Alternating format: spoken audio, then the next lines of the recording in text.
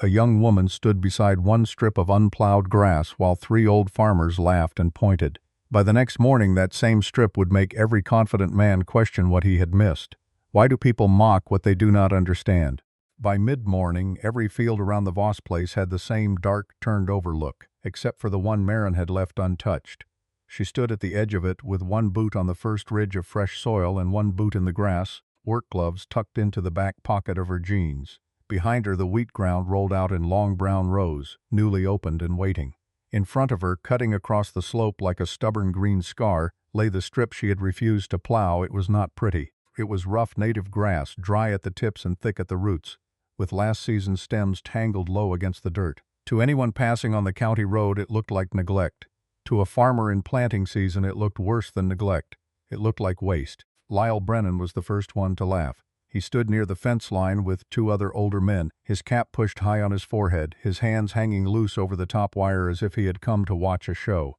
The sky behind them was darkening in the west, not yet stormy enough to stop work, but heavy enough to make every farmer hurry. "Well," Lyle called, loud enough for the others to hear, "I guess that's one way to farm. Leave the best part for the rabbits." One of the men bent at the waist, laughing into his sleeve. The other pointed toward the unplowed strip and shook his head. Maren heard them.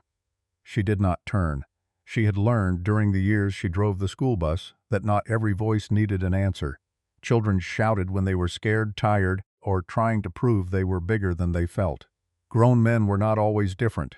The trouble was, these men were not children, and in a town this small laughter traveled faster than weather. She pulled on her gloves, stepped back toward the tractor, and looked once more along the strip. It ran clean across the low slope, wider than any of them expected her to leave it, wide enough that the missing rows were obvious from the road. Every acre mattered. Every acre had a number tied to it, a cost, a hope, a payment waiting somewhere at the end of the season. Lyle called again, "Your daddy know you're skipping ground?" That one almost made her turn. Instead, Maren climbed into the tractor and started it. The old machine coughed once, then settled into a hard rattle. She set her hands on the wheel and guided it along the far edge of the grass, slow and straight. The men watched her go around the strip as if she were steering around a grave. When she came back toward the barn, Lyle was still smiling, but the smile had sharpened. It was no longer just a joke. It was judgment. By afternoon, the wind had turned dry enough to sting. Maren parked the tractor beside the machine shed and crossed the yard toward the house. Otis was on the porch in his chair, a blanket over his knees, though the day had warmed. His hands rested on the arms of the chair, broad and still, the fingers a little curled from years of work and the weakness that had come after. He did not ask why she had left the strip. That was one of the reasons Maren could keep breathing. "Road was busy," he said. "Busy enough." "Lyle?" She nodded. Otis looked past her toward the field. From the porch, the grass strip was just visible beyond the barn, a pale band against the darker soil. His face did not change, but his eyes stayed there longer than usual. Dean's truck came up the drive before Maren could go inside. He got out fast, still in his work shirt, a folder tucked under one arm. He had the look he wore whenever he had been doing math in his head and losing. "I heard," he said. Maren pulled off one glove. "That didn't take long. You left ground open in planting season. People notice. People notice everything around here." Dean glanced at their father, then lowered his voice, though not enough to make it gentle. "We don't have room for proving points. I'm not proving a point." "Then what are you doing?" Maren looked at him, and for a second she wanted to tell him enough to make him stop. She wanted to say that the strip had not been a whim, not laziness, not some foolish idea she picked up because she had spent years off the farm driving children to school. But the words would only turn into an argument, and an argument would not hold soil, so she said, "I know what I'm doing." Dean's mouth tightened. "That's what scares me." He opened the folder and took out a set of papers. Maren recognized the header before she read the rest. Mercer Grain Cooperative. Calvin's clean print, clean margins, clean promises. "He can advance enough to get us through the front half of the season," Dean said. "Seed, fuel, a little breathing room on the equipment note." Otis looked down at the papers but did not reach for them. Maren did. She read the first page standing there on the porch, the wind lifting the corner against her thumb. The words were polite: temporary support, seasonal adjustment, production efficiency, land use review. Nothing on the page shouted. Nothing had to. "You took this from Calvin?" she asked. "He offered it." "Of course he did." Dean's face flushed. "Maren, we need help. We need a season. We need money before we can get through a season." Otis shifted in his chair, a small movement that made both of them stop. He looked tired, not from that conversation, but from all the seasons that had led them there. Let her finish reading, he said. Dean stepped back, but the pressure stayed. Your son's Maren drove into town to see Calvin herself. The office at Mercer Grain was small, paneled in old wood, framed harvest photos on the walls, and a desk polished by years of elbows and handshakes. Calvin Mercer stood when she came in, smiling the way men smiled when they already believed they had the better position. Maren, he said, warm as coffee. I was hoping you'd come by. She placed the folder on his desk but kept her hand on it. Calvin looked at her hand, then at her face. Dean told me you all were weighing your options. We're planting, so I heard. He sat slowly. I also heard you left a strip unworked. Maren said nothing. Calvin leaned back, gentle, patient, almost fatherly. Your father ran a careful place, no doubt that, but times are different now. Margins are thinner. Lenders don't care about sentiment. Buyers don't either. It's not sentiment, no. His smile held, then call it efficiency. Ground that doesn't produce still costs you. If you want the co-op to stand behind this crop, we need to know every workable acre is being used. There it was. Not a threat. Not exactly. Just a gate closing slowly. Maren's fingers tightened on the folder. Calvin slid another paper from his drawer and turned it toward her. There's also a leasing option if this season feels like too much. Nothing shameful in it. A few families have done the same. Keeps land from becoming a burden, a burden. That was what he called the fields her father still watched from the porch. That was what Dean heard when the bills came due. That was what the men on the road had seen when they laughed at the grass. Maren looked at the paper but did not pick it up. Outside the office window, dust moved along the edge of the lot in a thin brown sheet. The wind was still rising. Calvin tapped the folder once lightly. All I'm saying is help is available. But help works best when folks are willing to be practical. Maren lifted her eyes to his. She understood then that his offer had a price before anyone wrote one down. If she would not just be taking money. She would be giving him the right to decide what counted as waste on her own land, and the first thing he wanted gone was the strip of grass. The next morning, Maren did not start with the tractor. She stood in the equipment shed while the wind worried at the loose tin above her, one hand on a cardboard box she had pulled from the back shelf. Dust lifted from the lid when she dragged it into the light. For a moment, she only looked at it. Calvin's papers were still on the kitchen table inside the house, neat and clean and waiting for an answer. This box was the opposite, soft at the corners, stained dark along one side, held together more by habit than strength. Inside were old farm notebooks, folded maps, envelopes with brittle flaps, and the kind of pencil marks no one made unless they expected the land to answer back. Maren took the first notebook out carefully. The cover had gone gray with age. The pages smelled of dust and machine oil. Her grandmother's handwriting ran across them in tight, steady lines, not pretty but clear. Wind direction, dry slope, grass left standing, soil caught along north fence. No waste if it holds. Maren read that last line twice. She had seen it before. She had told herself it mattered, but after Lyle's laughing and Dean's folder and Calvin's soft voice across the desk, the words landed differently. They were not proof, not yet, but they were not sentiment either. Otis was at the kitchen table when she came in, the old map spread between them by the salt shaker and a cold cup of coffee. He watched her place the notebook on top of it. You found her hand, he said. Maren looked up. You knew she kept these? Some. Not all. His fingers moved toward the notebook but stopped before touching it. My mother wrote down things my father thought he could carry in his head. Maren unfolded the map and lined it up with a rough drawing in the notebook. The grass strip was not marked in bright ink or labeled like something important. It was just a shaded band across the slope, the same stubborn line Maren had left unplowed. She called it the holding line. Maren said. Otis gave a small nod. She never liked bare ground before rain. Did she ever say why that strip? He looked toward the window where the field sat under a pale, dry sky. She said the wind had a memory. I didn't know what she meant. I was young enough to think every old saying was just an old saying. Maren traced the slope with her thumb. She wanted him to tell her plainly that she was right, that Calvin was wrong, that Dean was scared for nothing. But Otis had never given comfort that way. He gave what he had, a memory, a silence, and room to decide. By noon, and Maren was walking the fence line with a notebook of her own. She measured where the loose soil had collected against the wire. She marked where the dirt stayed packed near the grass, and where it had drifted in small waves near the freshly worked rows. She did not trust the old pages enough to stop there. If the strip mattered, the field would have to say so in present tense. Lyle passed on the far side in his tractor and slowed just enough to see what she was doing. He did not call out this time, but the look on his face said plenty. To him, she was still the woman taking notes on weeds while everyone else farmed. Maren kept writing. Later that afternoon, she drove to the county conservation office, carrying the old map in a folder and the notebook wrapped in a towel so the pages would not tear. June Harrow met her at a metal desk with a stack of forms pushed to one side. She had short gray hair, square glasses, and the look of someone who did not mistake emotion for evidence. "So you want me to look at a family map," June said. "I want you to tell me if it matches anything in the county records." June leaned back. "A lot of families have stories about why they do things. This isn't a story." Maren opened the folder. "Or if it is, it left measurements." That got June to look down. For several minutes neither woman spoke. June compared the map with a worn file pulled from a cabinet.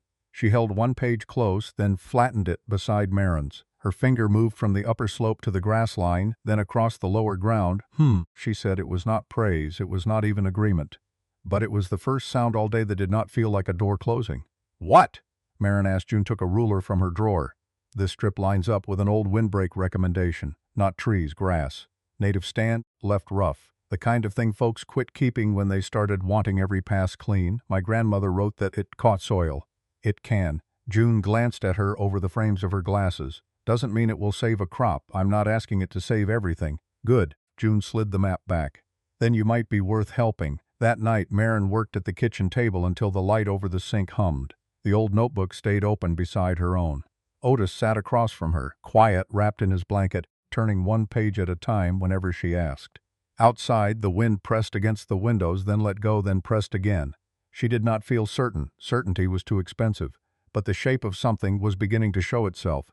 Her grandmother's marks, the old county file, the dirt caught along the fence, the grass roots holding where the plow had not cut.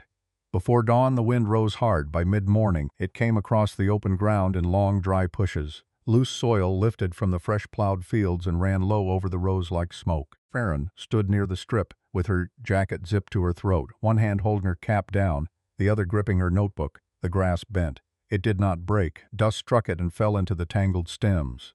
Behind the strip, the young wheat lay flatter than she liked, but the soil stayed darker, heavier, less stripped bare. Across the fence, Lyle's field showed pale streaks where the top layer had begun to move. Maren did not smile. She only wrote down what she saw. When the worst of the gust passed, she walked the line slowly, step by step.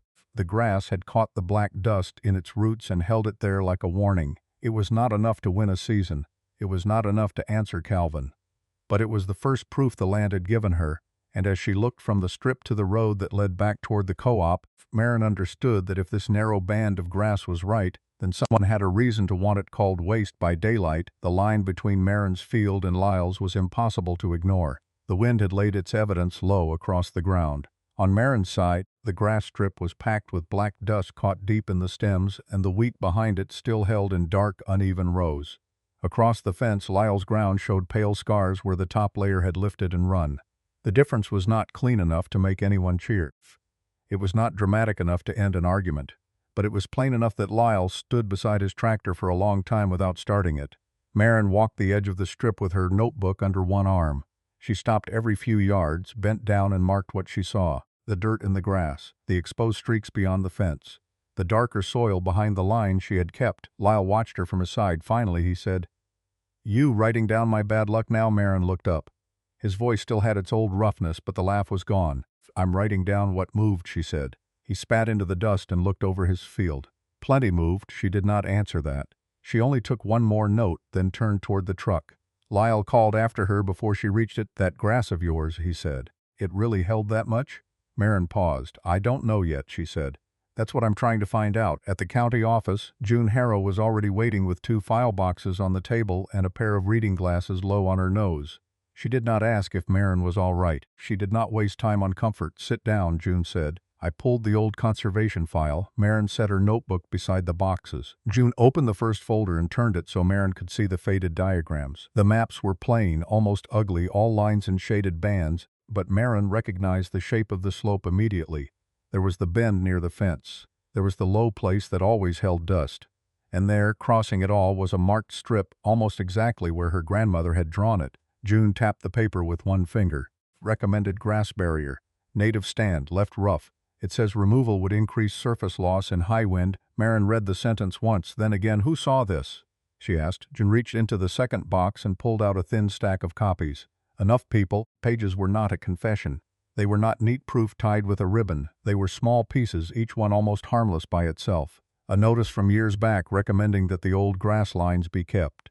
A co-op newsletter advising producers to clean up unused strips for better yield counts. A land use review form with Calvin's name printed at the bottom. A list of farms that had taken new efficiency terms through Mercer Grain after removing rough ground. Maren read without speaking. The room felt colder than it had when she came in. June watched her face. "Careful," she said. "A paper trail doesn't mean what you want it to mean just because you're angry. I'm not angry." June gave her a dry look. Maren closed her hand around the edge of the folder. She was angry, not in the hot way Dean got angry, not in the way that made people slam doors and say more than they meant. This was steadier, lower. Calvin had not just called her grass waste. He had been calling the same kind of protection waste all over the county, and men like Lyle had listened because he sounded practical. June slid one more page across the table. "There's also this." It was a lease inquiry connected to a company name Maren did not recognize. Attached to it was a note about damaged acreage after seasonal losses. Not the Voss place, not yet, but farms like it. Small farms, tired farms, families that needed cash before they had time to think. Maren looked up. "Who owns this company?" "I'm not saying ownership. I'm saying the mailing address connects close enough to Calvin's family that I would not ignore it." For the first time that day, Maren sat back. The grass had held. The old warnings had been ignored. The advice to clear land had come from the same place that stood to benefit when weakened farms needed a way out. It still was not enough to accuse him in the open, without care, but it was enough to stop being silent. By late afternoon, the small room at Mercer Grain was fuller than Calvin expected. Dean stood near the back wall, arms crossed, his face tight with doubt. Lyle came in last, his cap in his hand, dust still ground into the cuffs of his pants. A few other farmers took seats without looking at one another. Calvin stood near the front table with the calm smile of a man used to owning the room. "Maren," he said, "pleasant and smooth. If this is about your field, I'm sure we can settle it without making everyone sit through paperwork." "That's exactly what it's about," Maren said. June placed the old map on the table, then the county file, then Maren's notebook. No speech came with them, only paper, measurements, and the line of grass marked in more than one hand. June spoke first, her voice flat and clear. "The strip on the Voss field matches an old conservation recommendation. The notes from this week show reduced surface loss behind it after the wind. I would not call that unused ground." Calvin's smile thinned. "Reduced maybe. One field, one wind. That doesn't make it a rule." "No," June said. "It makes it worth not dismissing." Maren opened the second folder. "Then there are the farms that cleared similar strips after co-op guidance. Some of them have already been approached for lease talks after damage." A murmur passed through the room. Calvin lifted a hand. "Now hold on. Offering options to struggling farms is not wrongdoing." Maren did not raise her voice. "Who benefits when they struggle?" The room went quiet. Dean looked from Maren to Calvin, and something in his face shifted. Not belief yet, but fear that he had been standing too close to the wrong man. Calvin turned toward Lyle. "You've known me a long time. You think I'd set folks up to fail?" Lyle stared at him, then at the map on the table.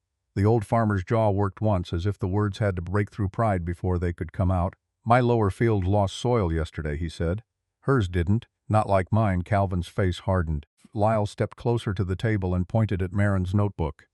"I want to see what she wrote down." No one laughed. No one moved for a moment. Then one of the seated men leaned forward. Dean uncrossed his arms. June pushed the notebook toward Lyle without a word. For the first time since Maren had walked into that room, Calvin Mercer was not the man everyone was watching. The room did not empty right away. After Lyle asked for Maren's notebook, farmers stayed in their chairs as if standing up too quickly might make them responsible for what they had just heard. Calvin remained near the front table, one hand resting flat beside the old maps, face held in the careful shape of a man trying not to show the ground shifting under him. Maren gathered her papers slowly. She did not look victorious. Her shoulders ached from the long day, and her hands still carried dust in the cracks around her nails. The notebook, the old conservation file, the measurements from the field, none of it felt like a weapon to her. It felt like weight. Dean stood near the back wall, no longer crossed tight at the arms. He looked at the lease papers on the table, then at Calvin, then at Maren. The anger he had carried for weeks had nowhere clean to go now. Calvin cleared his throat. "Nobody here has accused anyone of anything that can't be explained." Lyle looked up from Maren's notes. "Then explain it." The words were not loud. "That was why they landed so hard." Calvin's smile flickered. "Business advice is not a crime, Lyle." "No," Lyle said, "but bad advice sure can be costly when the same man giving it is standing near the lease papers afterward." A few men shifted in their seats. Nobody laughed. Nobody came to Calvin's rescue. By the following afternoon, the board behind Mercer Grain had asked Calvin to step aside while the contracts were reviewed. The decision was written in plain language and read in a plain voice, but everyone in the room understood what it meant. His name would no longer carry the same weight at the co-op counter. The pending lease offers tied to damaged farms were pulled back. The files connected to those deals were handed over to lawyers for a civil review. Calvin did not shout. That would have made things easier for everyone. He only stood by the window, looking out over the grain bins, and said he had acted in the interest of efficiency. Maren heard him, but she did not answer. She had learned by then that some men used the word practical when they meant profitable, some used concern when they meant control. When she returned to the Voss place, Otis was on the porch with his blanket over his knees, waiting in the late light. He did not ask if she had won. He looked past her first, toward the field the way he always did, as if the land would tell him before people did. "It's done," Maren said. Otis nodded once. His eyes closed for a moment, not from sleep but from relief finally allowed to settle. "They pulled the leases," she added. "Calvin's off the board for now. Maybe for good." Her father looked at her then. There was pride in his face, but it was not loud pride. It was the kind that came after fear, after a person had been holding their breath longer than anyone knew. "You held your line," he said. Maren looked down at her boots. "Grandma's line." His mouth softened. "You were the one who kept it." Dean came before supper. He parked by the shed and stayed in the truck a long minute before getting out.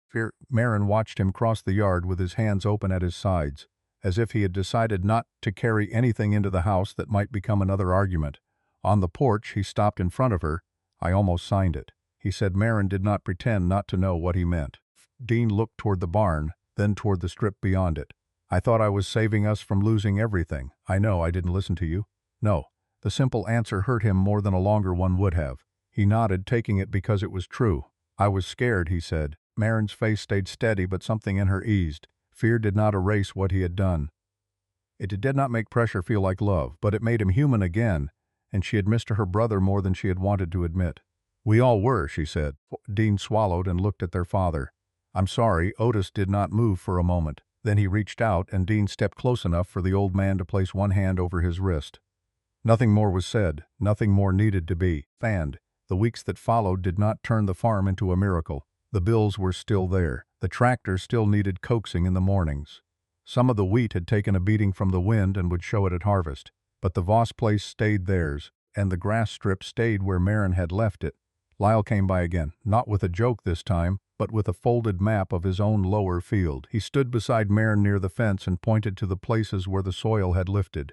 "You think I could start one here?" he asked. Maren looked at the slope, then at the wind marks still visible along the ground. "Not all at once," she said. "But you could start." That was how it began. Not with a grand announcement, not with Calvin's name dragged through town every morning, not with Maren standing above anyone who had doubted her. It began with Lyle bringing 2 younger farmers to see the strip. Then Dean helped clear a space in the shed where the old maps could be laid flat without tearing. Otis sat nearby on warm afternoons, listening while others asked Maren what the grass had done and what it had not done. She was careful every time. "It doesn't stop the wind," she told them. "It gives the soil something to hold to." By the end of the season, strip no longer looked like waste to anyone who mattered. It was still rough. It still caught dust in its stems. It still broke the neatness of the field. But younger farmers came to walk it, and older ones came to stand beside it quietly, measuring with their eyes what pride had once made them miss. One evening, when the weather had turned calm and the wheat had taken on a soft gold edge, Maren walked the length of the grass alone. At the far end, she stopped and looked back toward the house. Otis was on the porch. Dean was by the shed, and the old notebook lay open on the kitchen table behind them. The line through the field was no longer a scar. It was a promise the land had kept until someone was ready to keep it back.